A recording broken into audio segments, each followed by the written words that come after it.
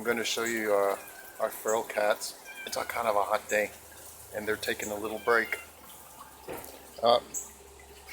What? Somebody's hungry. Hi, cutie. Yeah, I know. Look over here.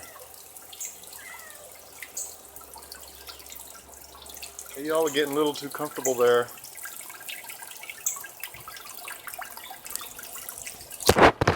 Actually, they've been doing the job that I've assigned them to keep the squirrels out of the yard, and they've done a great, excellent, perfect job.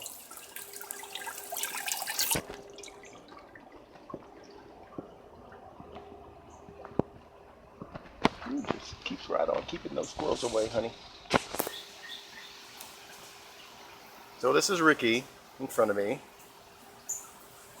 Over there's a younger one I call him Who, short for Houdini, because he kept making some disappearing acts before he decided to stick around.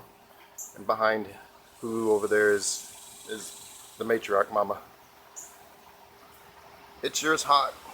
It's hot. Feels good. They're just ignoring me.